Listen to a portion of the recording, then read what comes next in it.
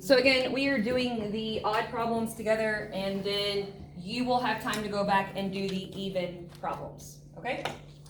So question number 1, I know it's really small up here, but it is on your paper, so I'll just read it to you. It says, Shane is serving pizzas at his birthday party. There are 16 people coming to the party. He wants each person to have 3 pieces of pizza. Each pizza has 10 slices. How many pizzas should he buy? So this is a situation that you might really have at some point if you have people over at your house and you're planning on serving pizzas. You want to make sure that you order enough pizzas for people. Okay, how many people are coming to the party? 16 people. And how many slices does each person get? 3 slices.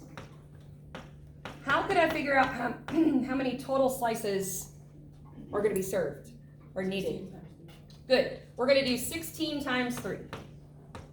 So you can use your calculator or you can just mentally do it and tell me. 48. We need 48 slices of pizza, okay? Each pizza is cut into how many total slices? So 1 pizza equals 10 pieces. And once again, we need 48. So what is the last step that I could do here to figure out how many pizzas I would need? 10 divided by 48. 48 divided by 48 divided. So we're going to do 48 divided by 10. So again, you can use your calculator for this step. 48 divided by 10, 4.8. He needs to order 4.8 pizzas. Can you do that? No. So should he order 4 pizzas or 5 pizzas? 5 pizzas. You cannot order part of a pizza.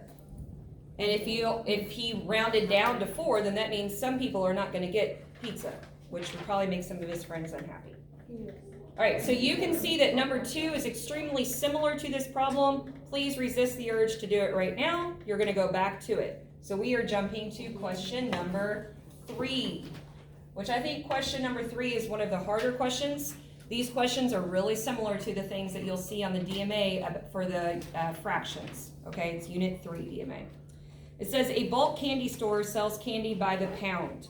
Have you ever gone to one of those candy stores, by the way? Yeah. Where they have like big containers and they have like a scoop and you put candy in a bag and then they weigh it? Okay, so the way they do that is they weigh the bag, and however much it weighs, they charge you by the pound. Just like if you went to the grocery store and you bought apples. You aren't buying, like 1 apple isn't 50 cents. That's not the way it is. The apples are priced per pound. So you buy however many apples you want, you weigh it, and then they multiply it by the price per pound. Okay, so it says you fill up a bag of gummy worms that weighs 3 3/4 pounds and costs $16.05 total. How much is just 1 pound of gummy worms? Okay, so again, you are getting 3 3/4 pounds of gummy worms, and it is $16.05. We want to know, what does 1 pound equal? Now, let's make this number 3 3/4 easier to work with. We do not want to put in a mixed number into a calculator, but how could we rewrite 3 3/4 so that we could put it into a calculator? Well, we could, but then that's still putting a fraction in a calculator. How can we rewrite this so it's really easy to put in a calculator? 3.75. Good. So we could write this as a decimal, 3.75. So I would hope that most people know that 3/4, 3/4, is 0.75. So 3.75. That's going to help us out tremendously, okay? The next thing that we're going to do, and please make sure you're writing down this step, is we are going to take the total price of the candy and we are going to divide it by the amount, the pounds that we bought. So $16.05 divided by 3.75.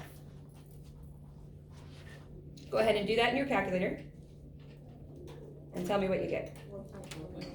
4.28. And that is your answer. $4.28 for 1 pound. pound of these gummy worms.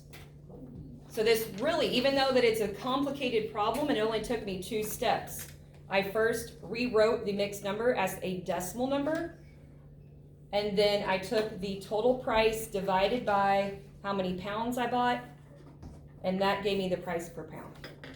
This is actually a unit rate question, which you may have worked some with unit rates in 6th grade, and it's also a 7th grade skill. I think that they chose this for the DMA because there is a fraction in it, but I don't think it's the best question in the world, I'll be honest. Not for this unit anyway. All right, so question 4 is very similar. I'll let you try that one on your own here in a little bit. So let's look at question number 5. Question 5. There are some marbles in a bag. 6 of the marbles are blue, 3 are yellow, 1 is green, 2 are red, and the 8 remaining were purple. What fraction of the bag was purple? So, did you do anything with probability last year? No? Okay. So say this kind of reminds me of a probability question, but if you didn't do any of that last year, then that's fine. All right, so the first thing that we need to do in order to be able to write a fraction, so a fraction has 2 parts, we need to figure out the denominator. So a denominator tells you how many total. So in this case, it would be the total marbles. How can I figure out how many total marbles are in the bag?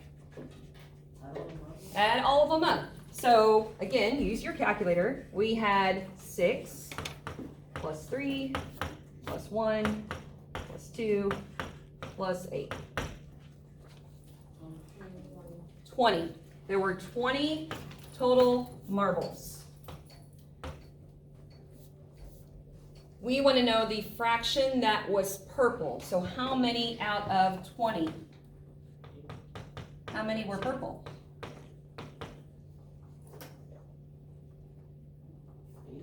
8 were purple. So technically 8 over 20 were purple. But can we simplify? Yeah.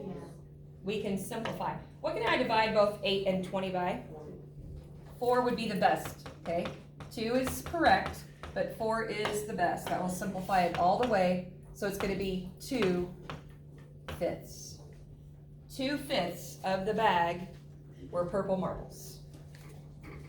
So again, our steps, we first found out how many total marbles were in the bag by adding up all the marbles. That was our denominator. And then I put how many purple marbles, that was our numerator, and then I simplified. Question 6 is very similar. All right, let's move on to question number 7. Question 7. Question 7 is a lot to it, so please make sure that you are keeping up with me, okay? You're not working on those even problems. So question 7 says, John, Tim, and Devin invested a total of $16,800 in the stock market.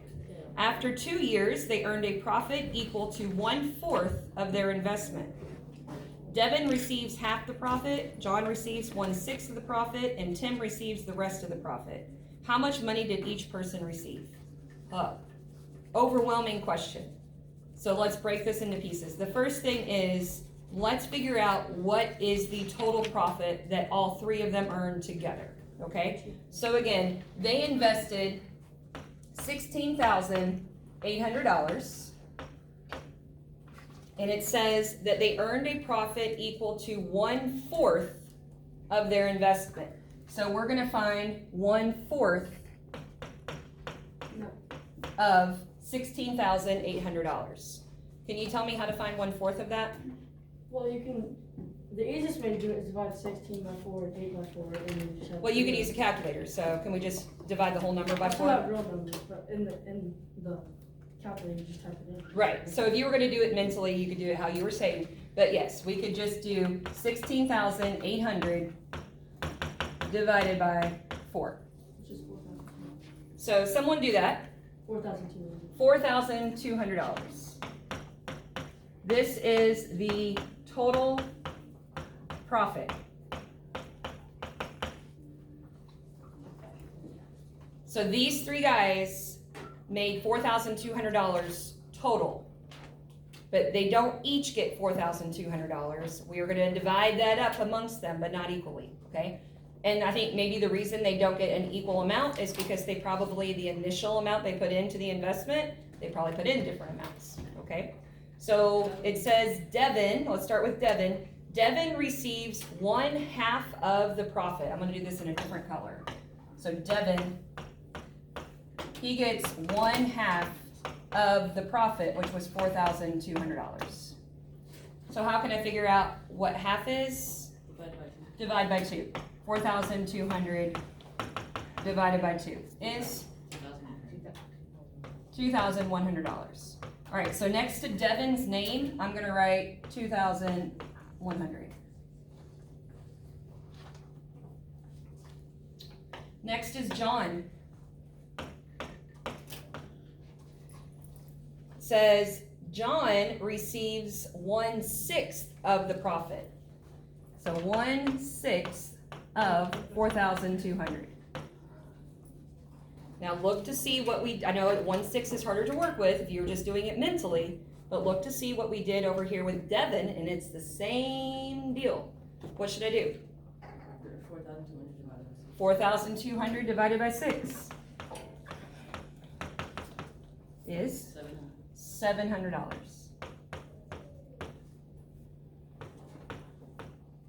Now Tim, we're gonna work out a little bit different because it doesn't tell us the fraction that Tim earned.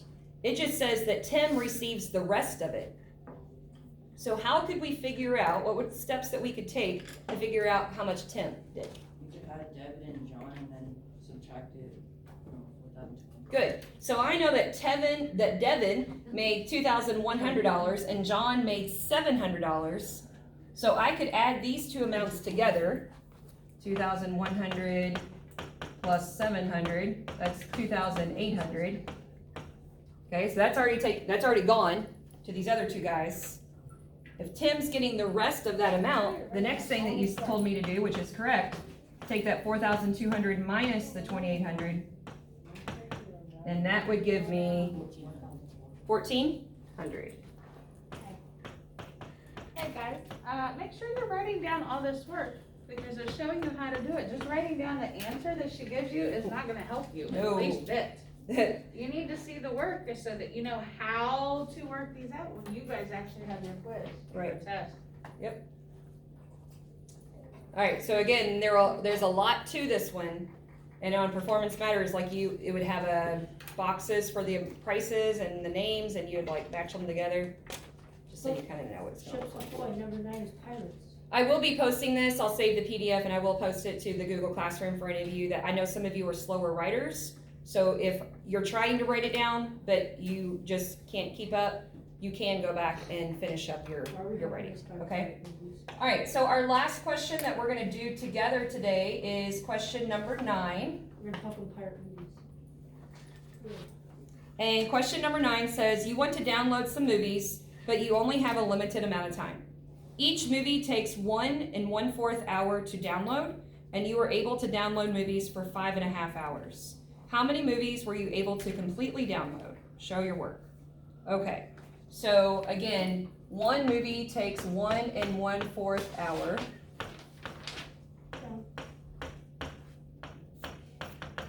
And you have 5.5 hours to download.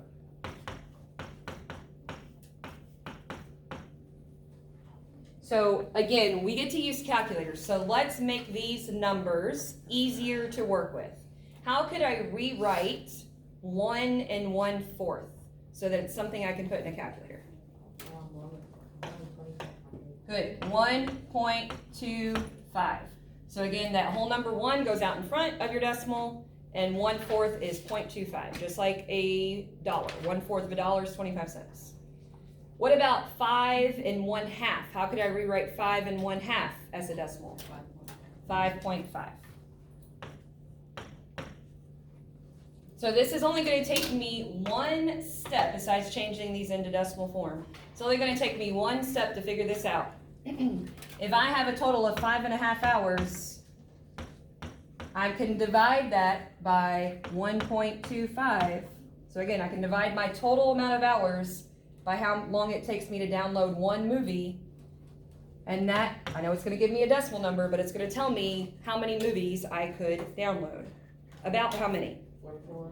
Alright, so it said 4.4 something, right? Yeah.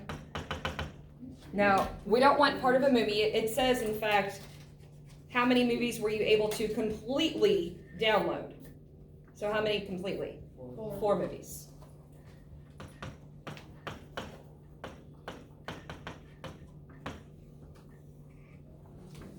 Alright, so I'm going to give you the rest of the time now, which I know is only about 20 minutes. And I want you to go back to those even problems and work on those.